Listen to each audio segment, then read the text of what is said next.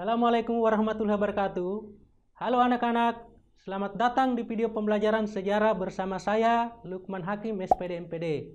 Pada kesempatan ini, saya akan membahas materi tentang makna Sumpah Pemuda.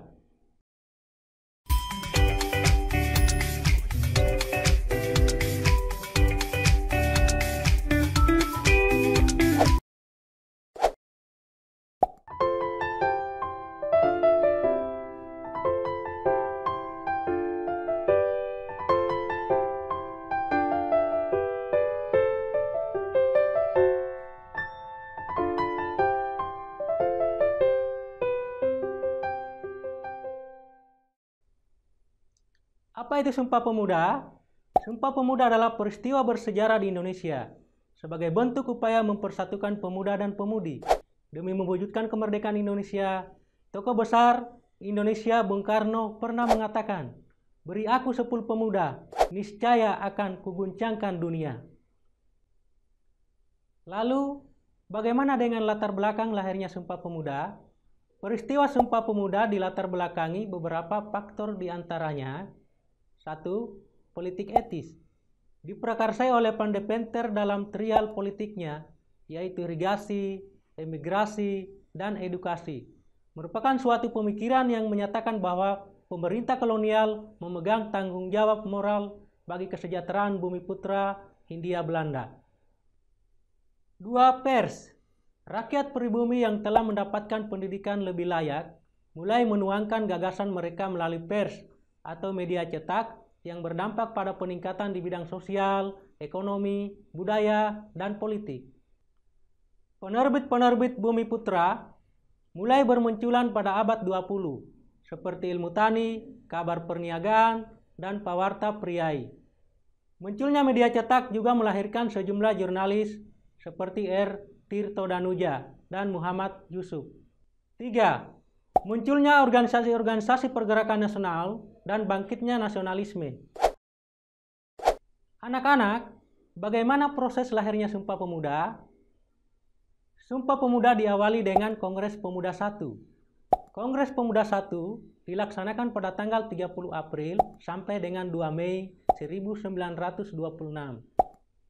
Kongres ini bertujuan untuk membentuk suatu organisasi pemuda tunggal agar dapat mengukuhkan persatuan dan kesatuan bangsa. Dalam kongres ini, beberapa tokoh pemuda menjadi pembicara dan menyampaikan gagasannya, antara lain Soemarto berbicara tentang gagasan persatuan Indonesia. Bahadur Johan berbicara tentang kedudukan wanita dalam masyarakat Indonesia. Nona Adam menyampaikan gagasannya tentang kedudukan kaum wanita. Jakso Dipuro berbicara tentang Rapak Lumuh. Paul Pinontoan berbicara tentang tugas agama di dalam pergerakan nasional. Muhammad Yamin berbicara tentang kemungkinan perkembangan bahasa-bahasa dan kesusastraan Indonesia di masa mendatang. Kongres Pemuda I akhirnya ditutup tanggal 2 Mei 1926 dan menghasilkan beberapa keputusan seperti mengakui cita-cita persatuan serta mendorong menggunakan bahasa persatuan, yaitu bahasa Indonesia yang digagas oleh Muhammad Yamin. Setelah diadakan Kongres Pemuda I, 2 tahun kemudian diadakan lagi Kongres Pemuda II yang dilaksanakan pada tanggal 27 sampai dengan 28 Oktober 1928. Bermula dari rapat P3I, Perhimpunan Pelajar-Pelajar Indonesia, pada bulan Juni 1928 tentang pembentukan panitia Kongres. Rapat tersebut menghasilkan struktur panitia Kongres. Sugondo Jojo Puspito dipilih sebagai ketua Kongres. Joko Marsait dari Jongjapa sebagai wakil ketua. Muhammad Yamin dari Jong Sumatera Nenbon sebagai sekretaris. Kongres yang mereka lakukan inilah yang kita kenal dengan Kongres Pemuda II. Pada Kongres Pemuda II, itulah pertama kalinya dikumandangkan lagu Indonesia Raya menggunakan biola ciptaan W.R. Supratman dan menetapkan bendera merah putih sebagai bendera pusaka Indonesia. Kongres Pemuda II merupakan puncak dari masa pergerakan nasional, sehingga 28 Oktober ditetapkan sebagai Hari Sumpah Pemuda. Selain menghasilkan Sumpah Pemuda, Kongres Pemuda II juga menetapkan bendera merah putih sebagai bendera Indonesia.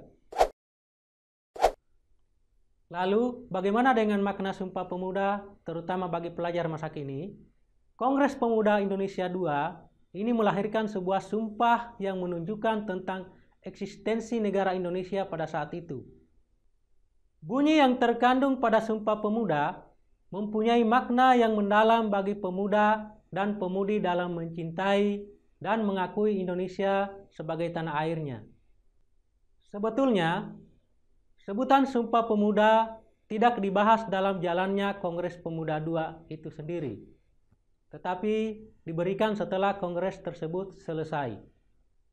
Kehadiran Sumpah Pemuda merupakan titik awal sejarah kemerdekaan Indonesia itu sendiri.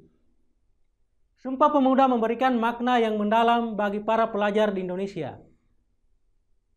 Adapun makna Sumpah Pemuda bagi pelajar adalah sebagai berikut.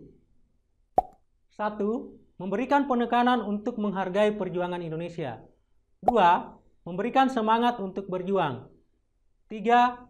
Memberikan makna untuk mencintai Indonesia dengan segenap hati. 4. Memberikan penekanan untuk bangga menjadi bagian dari Indonesia. 5. Memberikan penekanan untuk mencintai dan bangga menggunakan bahasa Indonesia. Yang terakhir, mengajak untuk bersama-sama dalam menjaga keutuhan NKRI. Demikianlah penjelasan mengenai sejarah lahirnya Sumpah Pemuda dan mengenai makna Sumpah Pemuda bagi kalangan pelajar masa kini. Alangkah baiknya jika pelajar memaknai Sumpah Pemuda dengan segenap hatinya, agar pelajar merasa bangga dan cinta terhadap bangsa Indonesia, bukan sebagai bangsa lain. Selamat memaknai Sumpah Pemuda dalam kehidupan. Demikianlah video pembelajaran sejarah kita hari ini. Semoga bermanfaat. Sampai bertemu kembali pada materi sejarah selanjutnya. Wassalamualaikum warahmatullahi wabarakatuh.